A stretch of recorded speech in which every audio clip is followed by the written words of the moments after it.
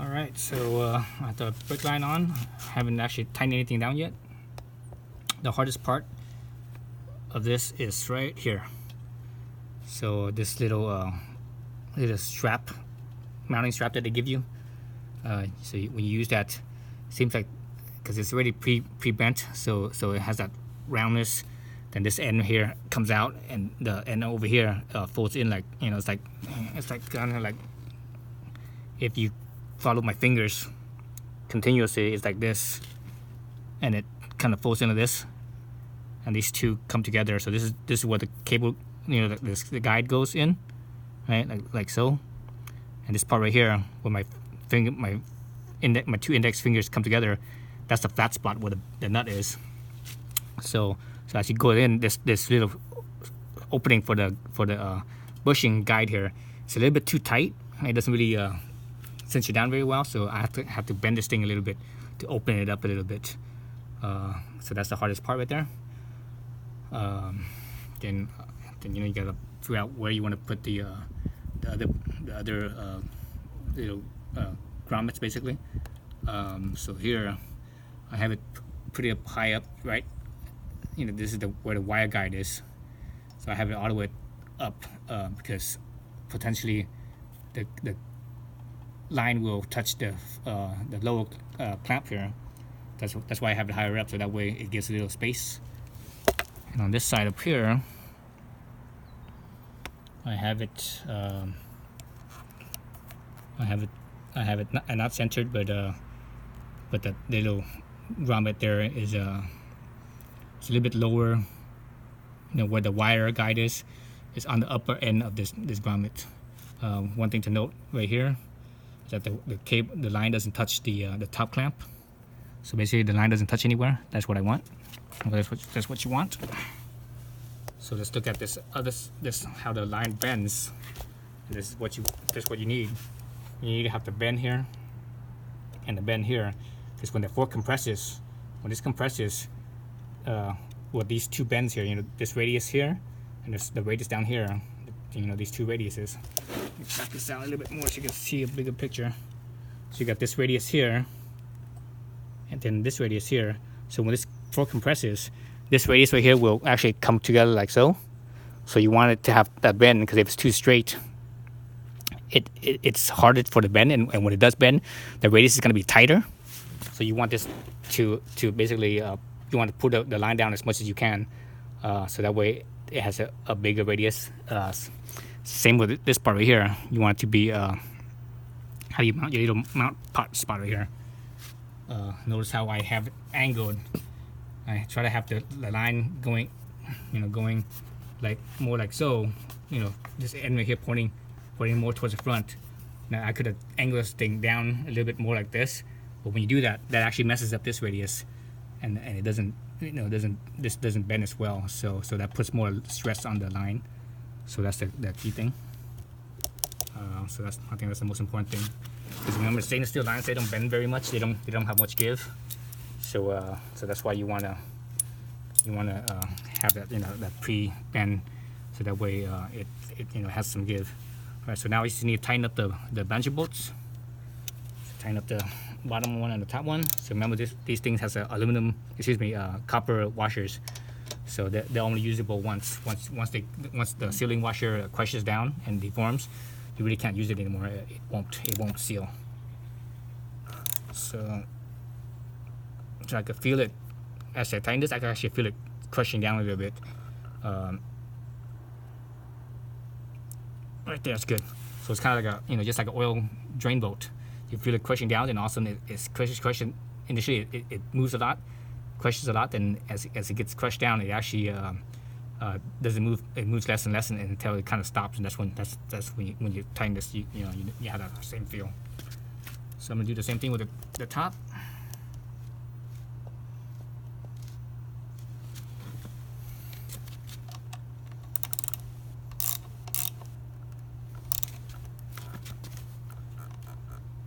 So I can feel it crushing down a little bit more. Oh, my handlebars, my lever here is rotating again. Let me try to hold it so it doesn't rotate. A little bit more. Okay, start feeling it less.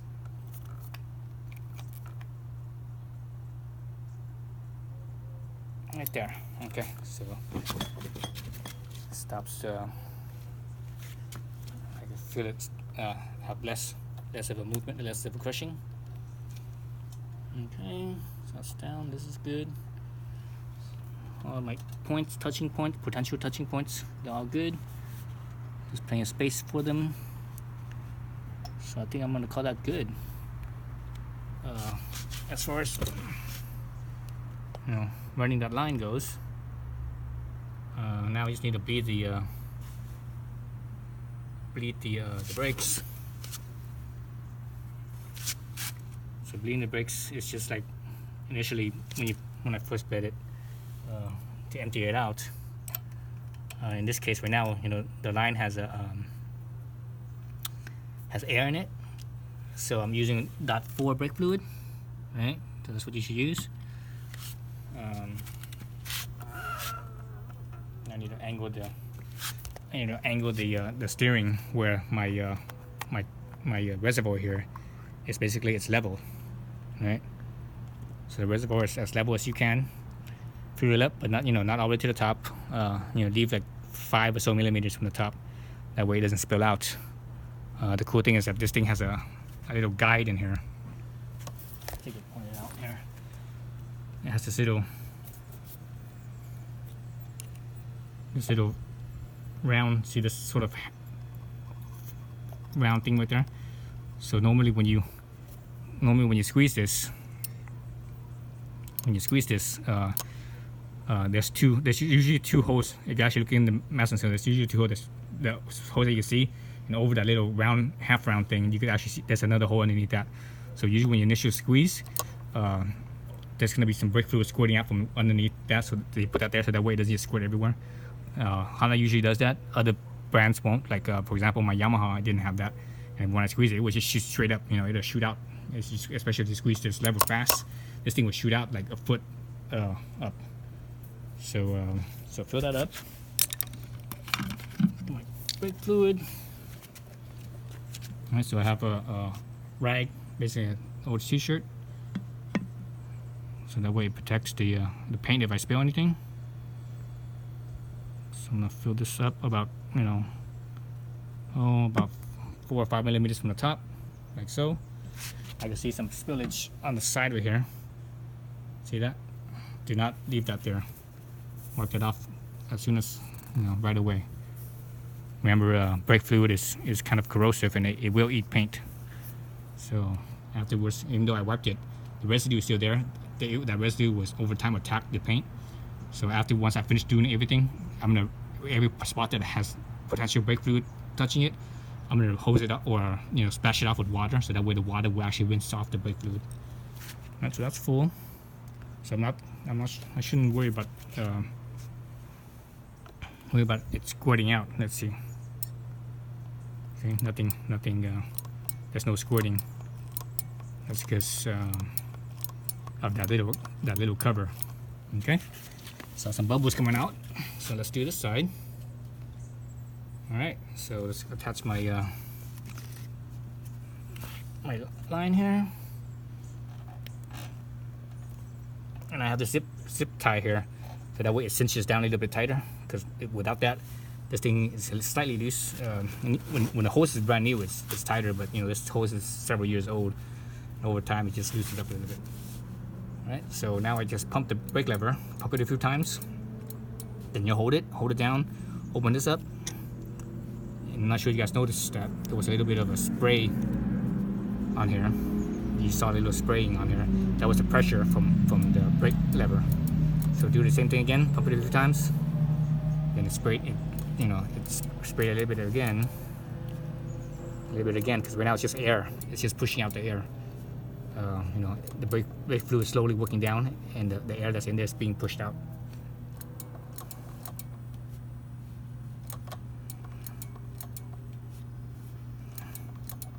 So usually I do 3 pumps normally. 3 pumps, hold it, open this up, all right, close it. Close this, then let go of the lever, pump it 3 times again. Just keep on repeating that same thing till the brake fluid works out all the way down. but you have to check your the reservoir every now and again to make sure that it is the reservoir, so that way it's not emptied out, and you have you reintroduce air, because once you have the reservoir filled with fluid, you want to maintain it with fluid. Otherwise, if it empties out, it introduces air again. So let's say, for example, down the line here, you have a section, you know, let's say it's all fluid, and also you have a little air section that you have actually emptied out. So that little section is going to have air. Then above that's going to be fluid, and then also, you know, you get that's what you don't want. You want to get rid of all that air. So that's why you have to keep that reservoir full, or you know, or filled, not full or filled, but keep it so that way it doesn't empty out of fluid. So initially, this, if it has that much air in the line where the cylinder and the line is empty, it's going to take a little while, and you can actually see a little bit of fluid building up already. Right there. See that? So you have fluid building up already. So I know there's still air in the line because my lever is still all the way down, still being going all the way down, and there's no resistance at all on the lever.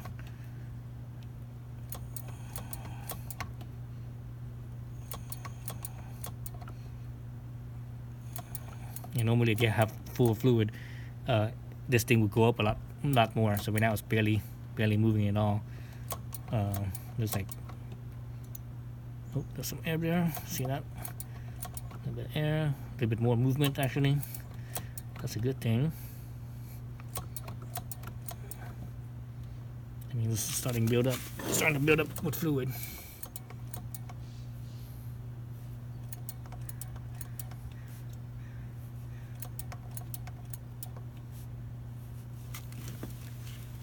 Seems like I've been pumping for a while, but my reservoir is still more than halfway full. So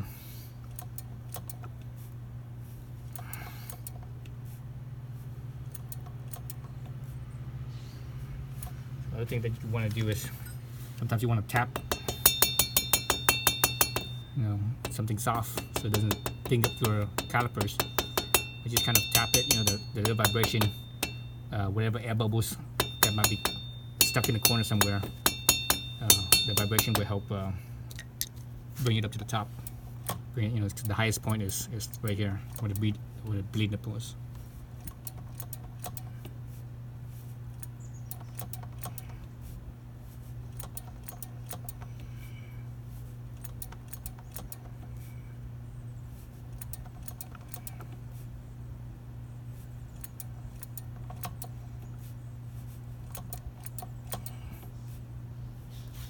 Check my reservoir again. It's about halfway down. I'm gonna fill it up again all the way. Well, not all the way, but you know, about 5 millimeters from the top.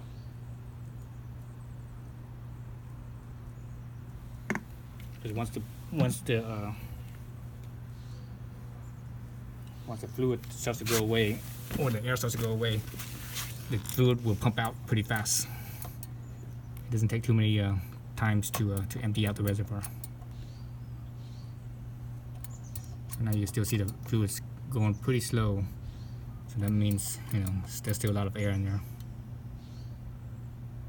See that air? That's a little pocket of air there. Some more air bubbles coming out. Still plenty of air bubbles, because this thing ain't, the lever, there's no resistance or nothing in the lever right now. And if you had like a little vibrator, you know, take it from your wife or your girlfriend and stick the vibrator on here on high, let it vibrate and help those air bubbles make its way up from the top. Sometimes you might even want to move your steering side to side a little bit, but be mindful of the reservoir, because you know, if it's pretty full, you do this, it's gonna spill out from the reservoir. So it's probably better to do that when it's halfway empty. I should have done it earlier when it was halfway empty. See that air bubble coming out? That's what we want.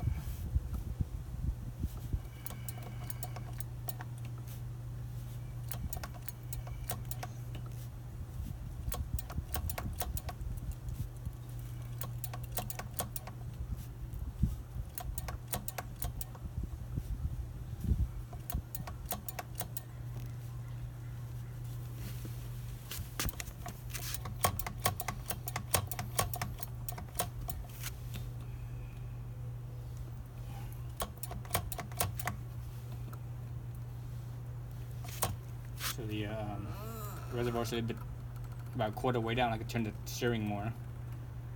Let's see if I could go to full lock. Almost full lock. I don't want to go any more than that. I'm gonna do that. Tap this a little bit. This is probably better because this way, this angle here, the nipple's definitely at the very top. Let's see if we could see some bubbles coming out at this angle. Nope, I don't see any bubbles. Probably takes a few times maybe.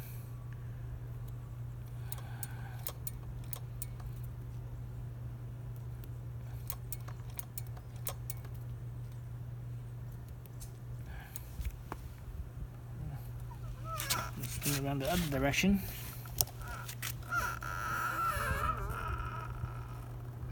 We'll lock the other way.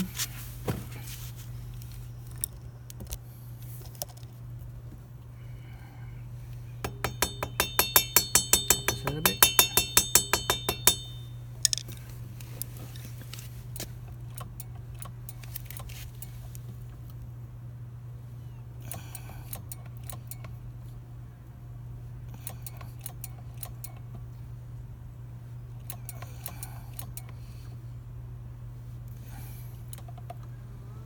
So level out the reservoir again.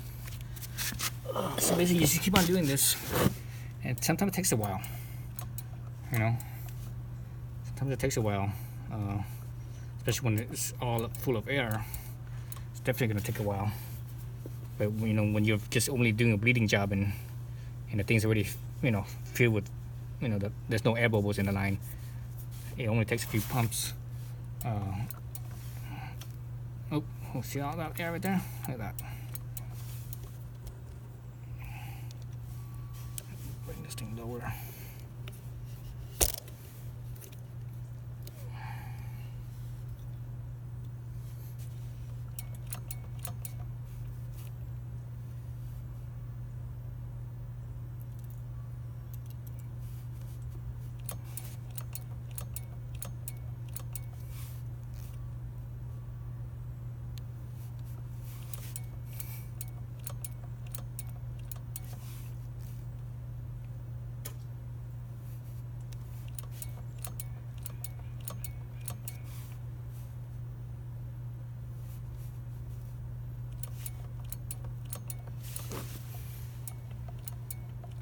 A little bit past halfway. So basically you just keep on doing this until your brake level gets firmed up again, and you close it up. So I'm gonna do that off camera, so I don't want to waste your time in you know, you just watching me pumping this thing. When I'm pretty much at the end and on my last couple of pumps, I will record again and do a third part. So stay tuned for that.